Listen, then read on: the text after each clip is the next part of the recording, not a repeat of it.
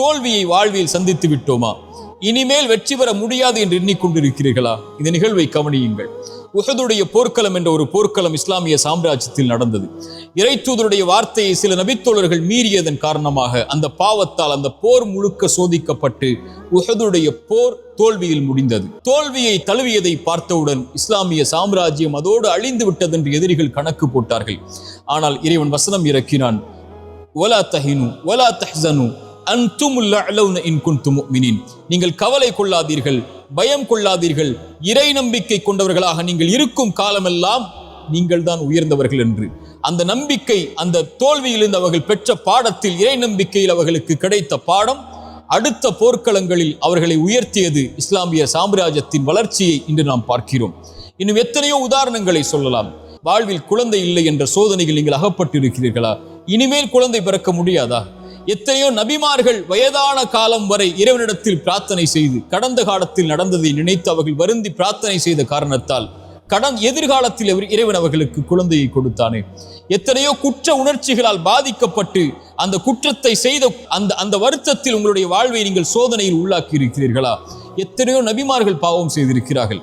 ஆதம் பாவம் செய்தார் அலைஹிஸ்ஸலாம். இறைவனை அழைத்தார், அநீதம் செய்து விட்டேன் யா அல்லாஹ், என்னை மன்னித்து விடு என்றார். மன்னித்தான் இறைவன். நபி யூனுஸ் ஒரு குற்றத்தை செய்தார், இறைவனிடத்தில் மன்னிப்பை தேடினார், மன்னித்தான் இறைவன். இப்படிப்பட்ட இறைமறையையும் இறை தூதருடைய வழிமுறைகளையும் பெற்றிருக்கக்கூடிய நாம் ஏன் நம்முடைய கடந்த காலத்தில் நடந்ததை நினைத்து வருந்தி கொண்டிருக்கிறோம்? லா தக்னது மின் ரஹ்மத்தில்லாஹ். இறைவனுடைய அருளில் ஒருபோதும் நம்பிக்கை இழக்காதீர்கள். உங்கள் வாழ்வில் எது இல்லாமல் இருந்தாலும் இறைவன் கொடுப்பான் என்ற நம்பிக்கையில் முன்னேறுங்கள். வாழ்வில் எதை இழந்திருந்தாலும் இழந்ததை விட இறைவன் சிறந்ததை உங்களுக்கு தருவான் என்ற இறைவனுடைய நம்பிக்கையோடு முன்னேறுங்கள். பாவம் செய்வதை விட பெரிய பாவம் இறைவனுடைய அருளில் நம்பிக்கை இழப்பது. லா தக்னது மின் ரஹ்மத்தில்லாஹ். இறைவனுடைய அருளில் ஒருபோதும் நம்பிக்கை இழந்து விடாதீர்கள். இந்த 3 விஷயங்களை மனதில் பதிய வைத்துக் கொள்ளுங்கள்.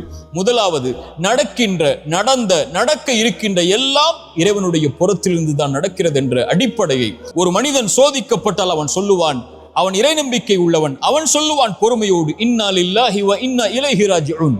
இன்னா லில்லாஹ், எல்லாம் அல்லாஹ்வின் புறத்திலிருந்து தான் வருகிறது, அவனை நோக்கி தான் நான் செல்ல இருக்கிறேன் என்று சொல்லுவான். இறைத்தூதர் சொன்னார்கள், இந்த வார்த்தையை சோதனையில் பொறுமையோடு சொல்பவனுக்கு அவன் இழந்ததை விட இறைவன் சிறந்ததை கொடுப்பான். அவன் நம்புகிறான், இறைவன் புறத்திலிருந்து தான் நடந்தது இந்த கடந்த காலத்தில், இறைவன் இதை மாற்றுவான், அவன் எதிர்காலத்தை எனக்கு கொடுத்திருக்கிறான், அதை நோக்கி நான் நகர வேண்டும் என்ற அடிப்படையை புரிந்தவனாக அவன் இந்த உலக வாழ்வில் வாழ்வான். எது இழந்தாலும் என்று இறைத்தூதர் சொன்னார்கள். இந்த உலகத்தில் எது உங்களை விட்டு நீங்கி இருந்தாலும், இந்த உலகத்தில் யார் உங்களை விட்டு நீங்கி இருந்தாலும், இந்த உலகத்தில் எது உங்களை புறக்கணித்து விட்டாலும் இறைவன் உங்களை ஒருபோதும் புறக்கணிப்பதில்லை. அவன் உங்களோடுதான் உங்களுடைய கடைசி மூச்சு இருக்கும் வரையும் இந்த உலகத்தில் இருப்பான் என்ற அடிப்படையை மனதில் பதிய வைத்துக் கொள்ளுங்கள். கவலைகள் நீங்கும். அகூலு கௌலி ஹாதா அஸ்தக்ஃபிருல்லாஹ் லி வ லக்கும். அஸ்ஸலாமு அலைக்கும்.